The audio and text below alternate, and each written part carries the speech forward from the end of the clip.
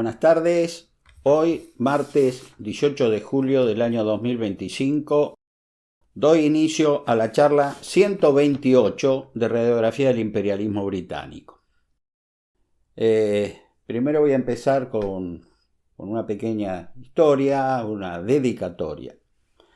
En la última diplomatura que se proyectó en el Instituto Nacional Sanmartiniano, fue presentada mi exposición sobre las entrevistas de Guayaquil. Y la misma no fue presentada por la licenciada María Alicia Timpanaro, como era habitual hasta ese momento. ¿Por qué motivo? Porque la misma ha sido desplazada del Instituto Nacional Sanmartiniano por motivos que en lo particular yo desconozco.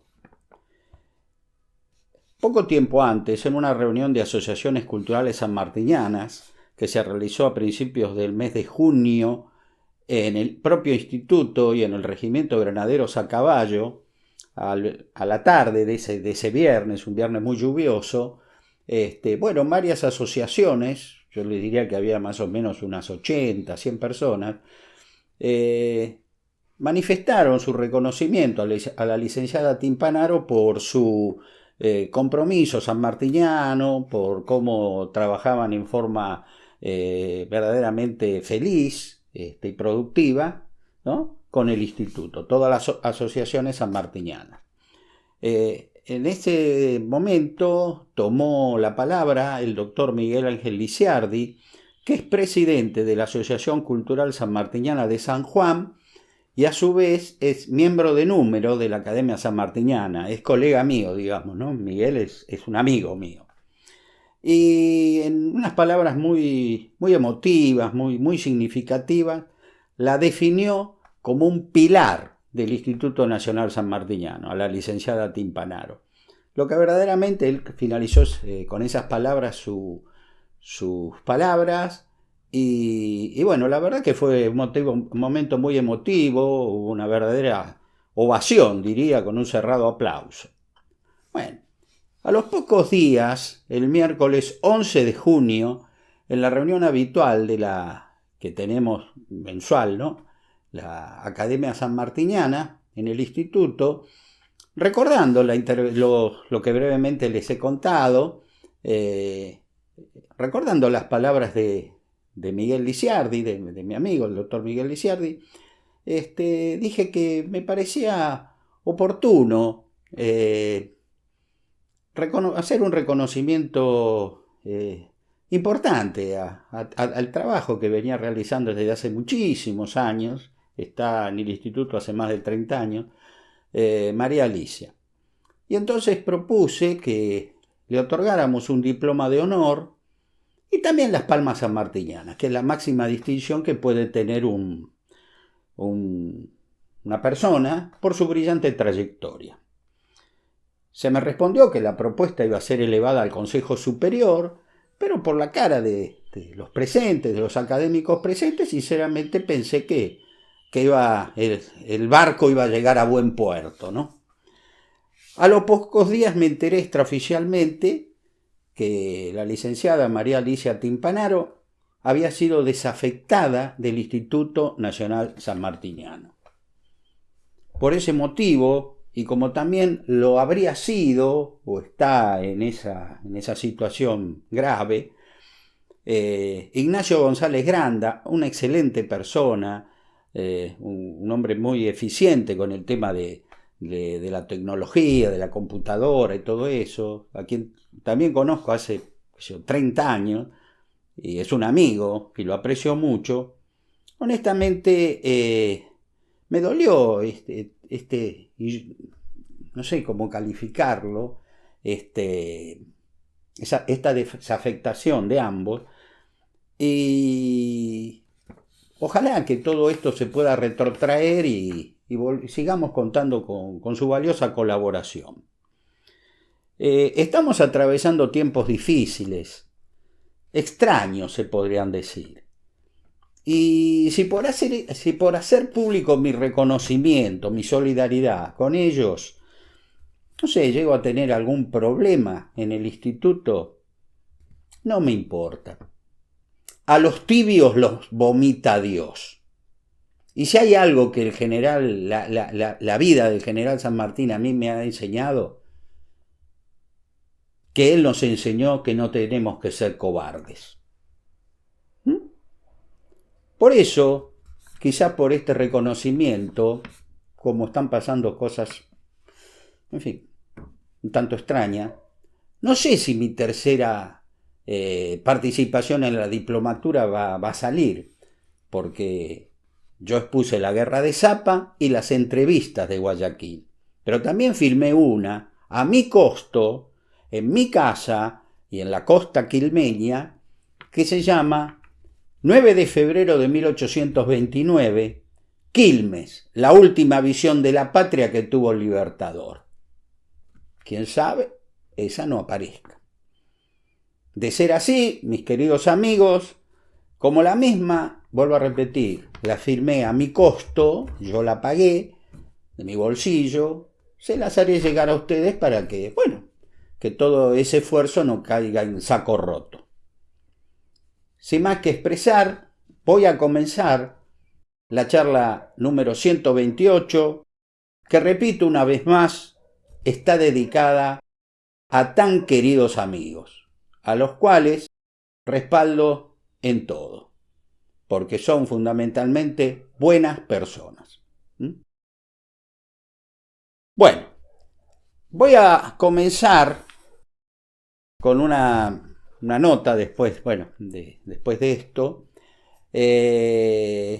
Yo siempre les comento a ustedes que yo leo con mucha atención los mensajes que me hacen llegar, las críticas que me hacen llegar, y es así que a raíz de la charla número 127, una persona que recién se ha incorporado al grupo, un señor de Entre Ríos, de Concepción del Uruguay, el señor Fernando Martínez Uncal, que es miembro de la comisión directiva del Centro Cultural Urquiza de la ciudad de Concepción del Uruguay, muy respetuosamente, ¿no?, me expresó que había cometido un error y después me dio un dato muy valioso. El error es que yo dije que se publicó en el diario La Regeneración de Concepción del Uruguay un artículo muy picante, como dicen ahora, contra Juan Manuel de Rosas, y yo dije que fue el 5 de febrero de 1851 y no, fue el domingo 5 de enero de 1851. Así que, hecha esa salvedad, lo quiero hacer público. Y a su vez me expresó un dato, una perla, que bueno, evidentemente yo no la conocía, porque yo dije que el pronunciamiento Urquiza lo da a conocer en el Palacio San José. No, en el Palacio San José él lo firma, pero se dio a conocer al pueblo en la Plaza General Ramírez de la ciudad Concepción del Uruguay, frente al famoso Colegio Nacional, que existía ahí, que se va a llamar después Colegio Nacional. Y bueno, ese dato me gustó ponerlo. Con esto cumplo con lo aportado por el señor Fernando Martínez Uncal, a quien conocí por intermedio de un querido ex alumno, quien tuvo el gusto de ser su profesor en la Facultad de Derecho de Buenos Aires, el doctor Hernán Rodríguez Bagaría, a quien vuelvo a repetir, fue un placer tenerlo de alumno, como así también a su hermano Eduardo. A Eduardo lo tuve primero. Y de tantos alumnos que tuve en la cátedra de Análisis Económico y Financiero que dictaba la doctora Susana Beatriz Palacio, fueron los dos que me quedaron, ¿no?, digamos, de nexos. Y bueno, hoy el profesor y el alumno, o los alumnos, son amigos, ¿no? Amigos que nos comunicamos por medio de estas charlas y por saludos familiares, navideños, ese tipo de cosas. Cosa que a mí en lo particular me agrada muchísimo. Bien, cumplido con estas dos, con esta salvedad de este error de la fecha, También tengo que responderle a otro amigo que me pidió discreción, por eso no lo nombro, porque me dice, ¿por qué no contás algo del famoso Lord Palmerston? Porque cuando vos lo dijiste, te sonreíste, y como te conozco me gustaría, si se puede, contarlo. Y bueno, pienso que ya que empezamos así en un clima un poco tenso, creo que podemos iluminar la cuestión. Y para iluminar la cuestión sobre Lord Palmerston, voy a tener que encender esta vela, que ahora ustedes van a ver, en un candelabro. Porque la cosa era Lord Palmerston y una vela. Lord Palmerston, primer ministro de Gran Bretaña, que yo dije hizo lo imposible para sostenerlo a Juan Manuel de Rosas, era un hombre ya de 45 años, pero tenía fama de Don Juan. Hoy le diríamos de Playboy. El primer ministro británico, un personaje el más importante del imperio, vamos a ser honestos. La reina Victoria, sí, pero siempre los reyes fueron una figurita decorativa, el que el verdadero manda más era el primer ministro. Parece que en una reunión de palacio, bueno, en 1839 había quedado en tener un encuentro amoroso con una niña, ¿no?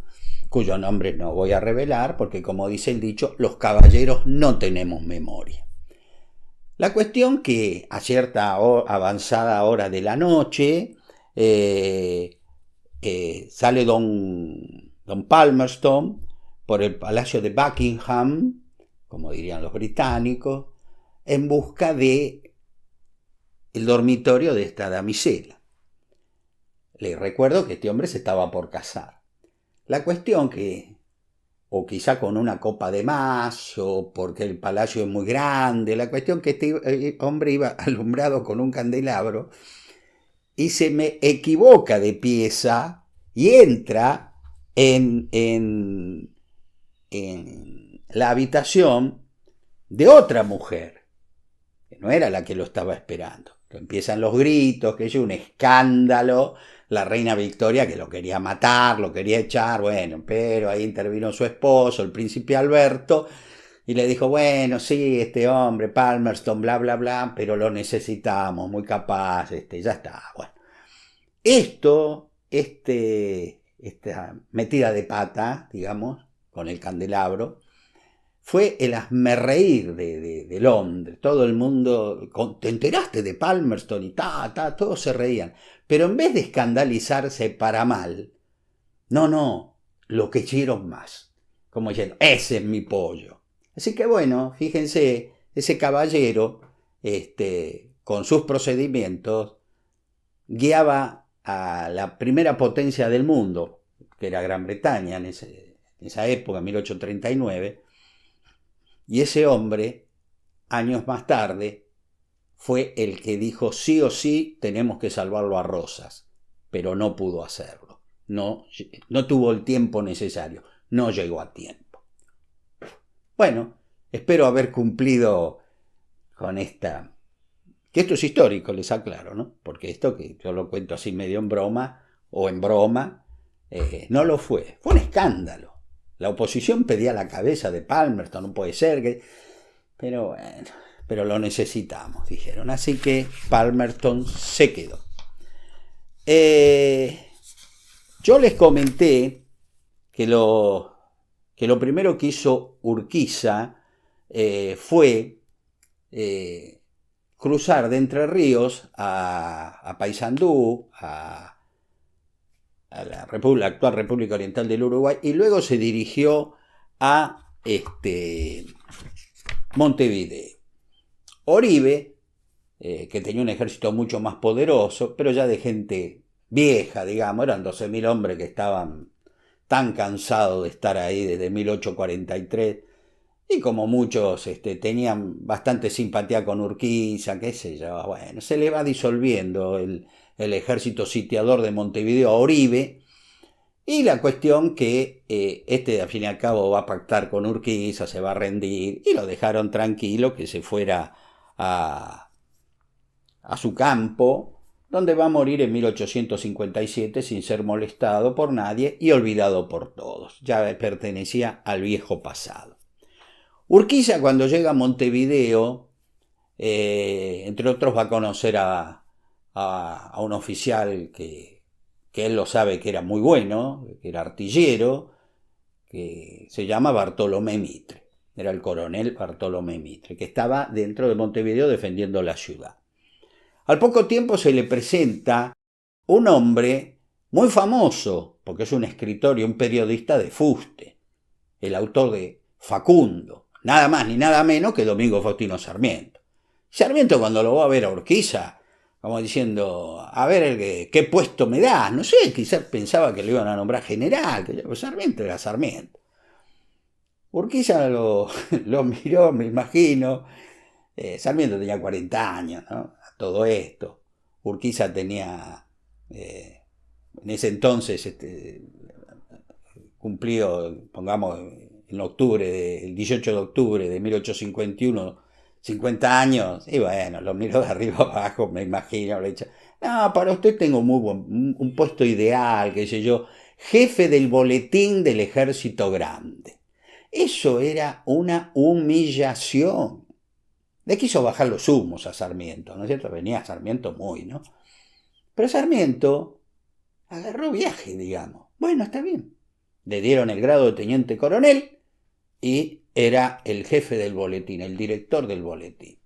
Claro, pero la pluma de Sarmiento era fantástica. O sea que al poco tiempo todo el mundo esperaba la salida del boletín que diariamente se imprimía. Era un diario del ejército grande, las marchas, los comentarios, todo estaba ahí. Y qué diablos, hasta Urquiza, me imagino, debe haber sonreído y dice, bueno, qué buena elección que hice, este tipo es muy importante. Sarmiento seguramente vio la jugada de Urquiza, pero dijo, ya vas a ver quién soy yo. Y lo demostró. Estando en Montevideo, porque era un hombre muy famoso a raíz de la publicación de su libro Facundo, o Civilización y Barbarie, Sarmiento un día, ya que hablamos de Lord Palmerston, bueno, vamos a empalmar la cosa, conoce a doña Mariquita Sánchez de Thompson, una mujer que para esa época ya era una mujer sexagenaria, pero aparentemente era una mujer bonita, ¿no? O sea, una mujer interesante. Claro, lo recibe al joven sanjuanino de 40 años, ella, pero qué honor conocer al gran Sarmiento, qué sé yo. Y Sarmiento, mientras charlaba con ella, porque también era, como Lord Palmerston, todo un don Juan, la miraba, en fin, la miraba.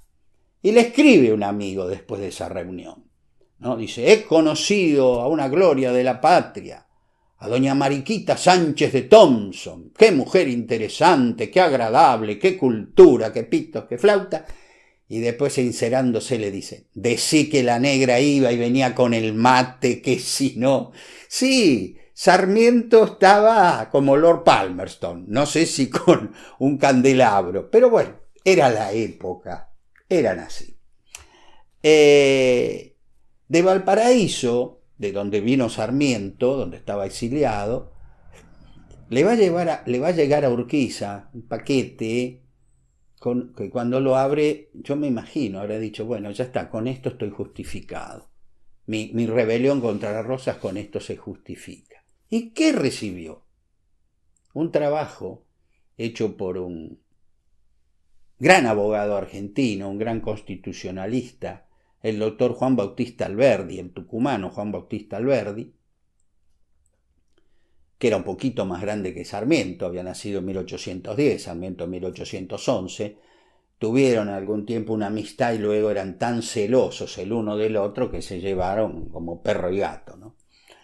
¿Y qué le envió Alberdi desde Chile? Un trabajo llamado Bases y puntos de partida para la reorganización nacional, que en definitiva no era más ni nada menos que un esbozo de la Constitución Nacional Argentina que se va a promulgar en 1853. Es decir, Urquiza recopiló para... Conoció a Mitre, conoció a Sarmiento, con los cuales tuvo sus enfrentamientos y luego también su amistad, ¿no? Eran 3 hombres muy valiosos, pero eran 3 hombres que querían el primer puesto. Y bueno, por eso tuvo enfrentamiento.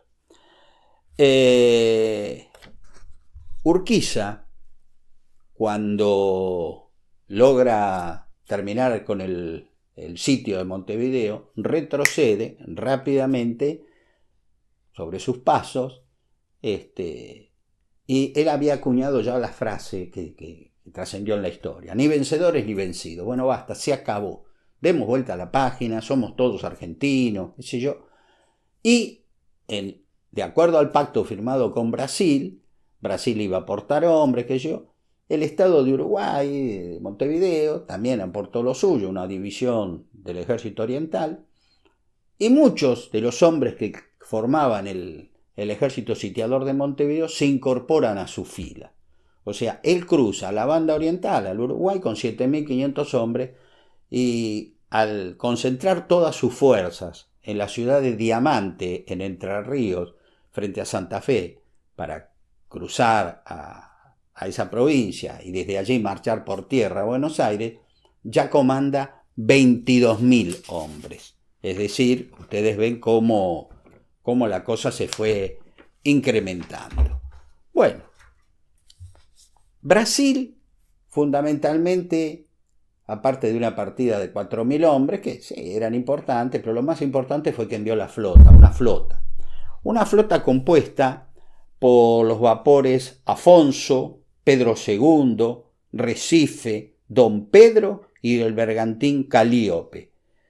Estos logran forzar el río Paraná sobre el paso de El Tonelero el miércoles 17 de diciembre de 1851, donde una batería de 16 cañones al mando del general Lucio Mansilla, que había combatido en el combate de la Vuelta de Obligado, tampoco en esta oportunidad pudo impedir que esa flota cruzara Paraná al norte.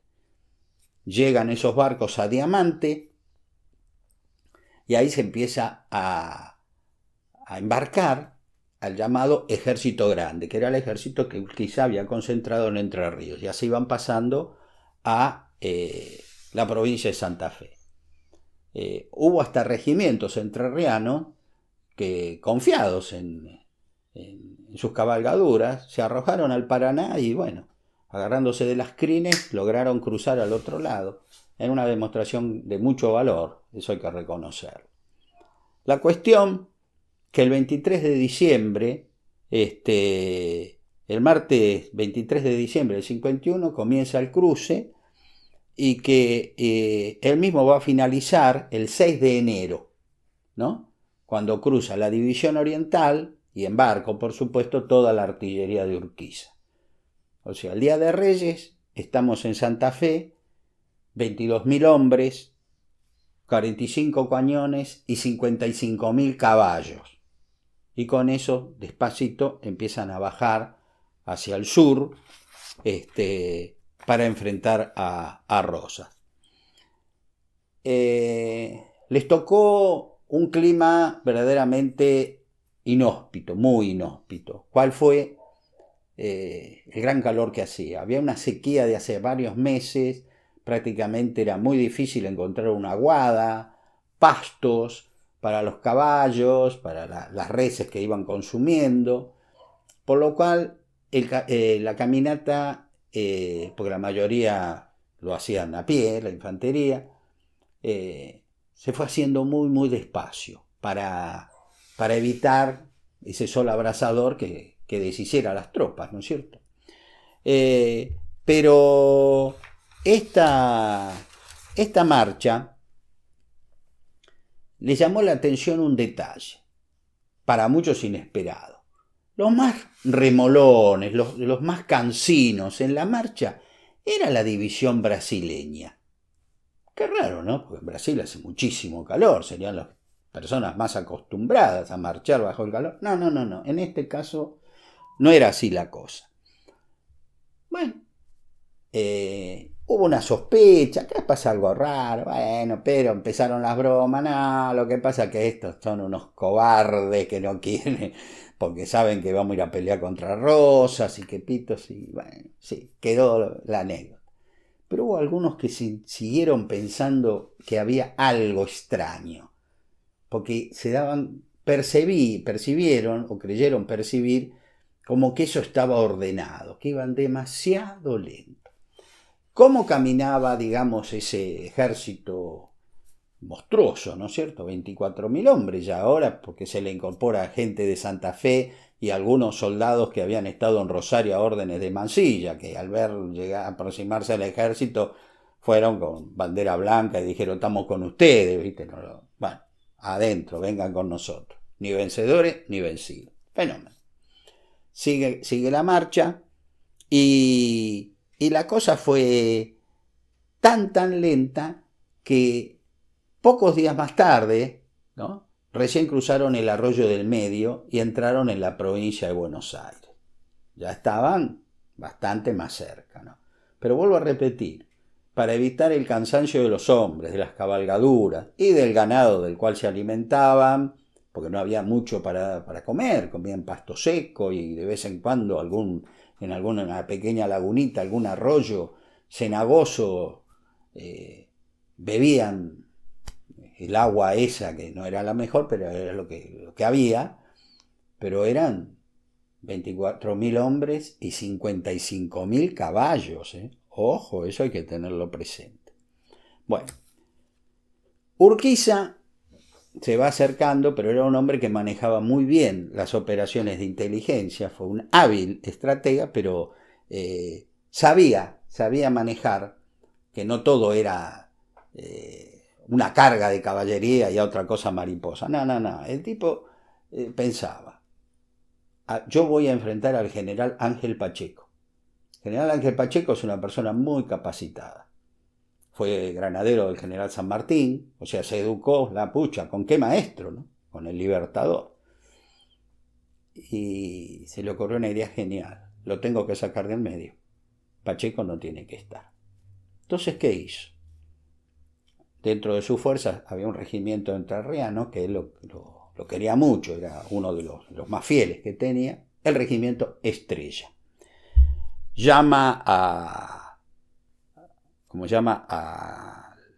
comandante de ese regimiento, el coronel Texera, y le dice, del batallón, perdón, yo digo regimiento, del batallón Estrella, y le pregunta si él conoce un hombre de ese batallón que esté dispuesto a morir por la patria, porque la misión prácticamente va a ser de ese resultado, no riesgosa, es prácticamente el que va, seguramente va a morir. Entonces voy a leer lo que escribió un gran historiador en un libro que hace muchísimos años me regalaron. Fue el coronel José Igarzábal, que en su obra Reflejos del Pasado, de 1964, relató este hecho. Urquiza lo llama al coronel Texera y le pregunta lo que les acabo de decir. ¿Usted conoce a alguien de su batallón que esté dispuesto a morir? Y dice, lo tiene frente a sus ojos, general. O sea, él. Urquiza le responde, lo sé, coronel, pero aún no. Como diciendo, ya usted lo necesito. Voy a confiarle un secreto. Necesito un oficial inteligente y más aún, valiente, que no tema la muerte, porque es casi inevitable. Y todo lo que necesito es que estos pliegos, dirigidos al general Ángel Pacheco, contestando cartas que yo no he recibido nunca, lleguen en forma insospechable a mano de algún jefe adicto a Rosas. Es decir, Urquiza había redactado varias cartas y firmado como respondiéndole a algunas que le hubiera enviado Pacheco. Para que ustedes me entiendan, Pacheco, cuando Rosas recibiera esas cartas, iba a decir, Pacheco es un traidor, que no lo era. porque Pacheco nunca le escribió a Urquiza, pero Urquiza pícaramente le hizo creer que sí, que le estaba respondiendo. Una hora más tarde se le presentó el capitán Barrientos. Urquiza le preguntó si sabía el objeto de su misión. Y sí, le dijo, sí, lo sé. ¿Usted está dispuesto a correr ese riesgo, prácticamente a morir por la patria? Sí, mi general, estoy dispuesto. Capitán, si volvéis, os espera el ascenso correspondiente. Y si no, la patria y yo honraremos vuestra memoria, no olvidando los seres que amáis. He encargado al coronel Texera una carta para mi novia. Se la recomiendo, mi general, fue la respuesta de aquel valiente. Urquiza estrechó la mano varonil de aquel abnegado y valiente soldado, y con voz quebrada por la emoción le dijo a modo de despedida: que todo sea por la patria. La hábil treta dio el resultado esperado. Este joven capitán, el capitán Barrientos, fue ultimado por las patrullas rosistas de la vanguardia, tomado el portapliego que llevaba en su caballo, y cuando lo abrieron y vieron las cartas, supuestas respuestas de Urquiza a Ángel Pacheco, imagínense Rosa. Lo quitó del mando del ejército, directamente, cayó en la trampa. Y así fue como Rosas va a tomar el mando del ejército que él comandaba, ahí pasó a comandarlo directamente, que había reunido 23.000 hombres.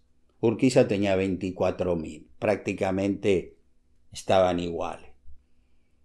Y fue por esa razón que Juan Manuel de Rosas va a comandar sus fuerzas pésimamente, porque nunca había comandado en una batalla, nunca había disputado una batalla, y no pudo haber elegido peor oportunidad para hacerlo, ¿no?, que la batalla de Caseros, la cual, por razones de tiempo, no voy a desarrollar ahora. Solo les voy a decir que Rosas no estuvo a la altura de las circunstancias. Entre el grupo de oficiales que, habiendo sido unitarios, se le plegaron por considerar que era vergonzoso que vinieran tropas brasileñas y orientales a finiquitar un tema argentino, se pusieron a sus órdenes y Rosas aceptó su participación. Entre ellos me refiero al gran coronel Martiniano Chilavert, que va a comandar la artillería de las tropas del ejército de Juan Manuel de Rosas. Y por si ustedes no recuerdan bien quién fue Chilavert, les digo brevemente. Fue un oficial que vino con el general San Martín en 1812 desde España, tuvo una destacada actuación en la Guerra de la Independencia Sudamericana, y en 1839 participó de la infausta campaña llevada a cabo por el general Juan Galo de la Valle, y que en Corrientes le dijo: estamos dando vuelta, no hacemos nada, y entonces se fue, abandonó, Lavalle lo dejó partir, llegó a Buenos Aires, y bueno, se hizo saber que había llegado, por supuesto, y le dijo a Rosas que yo no quiero participar en ninguna pelea más, ya estoy cansado de todo esto. Y bueno, Rosas le dijo que mientras tuviera un comportamiento apacible, digamos, tranquilo, él podía vivir muy bien en Buenos Aires. Y como él lo hicieron otros oficiales unitarios que habían combatido contra Rosas, pero que llegado el momento del pronunciamiento de Urquiza, fueron y le dijeron: brigadier, estamos con usted, nosotros no podemos soportar la humillación que significa que un ejército imperial brasileño avance sobre Buenos Aires. Y Rosas lo los aceptó. Pues Chilaver va a ser de ese grupo, entre ellos estaba el coronel Rodríguez también, que medio se le plantó a Rosas, le dijo, lo que usted está planificando es un error, tenemos que retirarnos de este lugar. Pero Rosas, que era un hombre acostumbrado a que nadie le podía decir nada, no le hizo caso. Sinceramente no sé si hubieran combatido en otro lugar, si lo que Chilaver le quiso explicar a Rosas hubiera dado el triunfo a las fuerzas, digamos, argentinas contra el ejército grande, porque eso no sucedió. Se combatió donde Rosas quiso que se combatiera. Y, para mal que le pesa a Rosas, la cosa salió mal.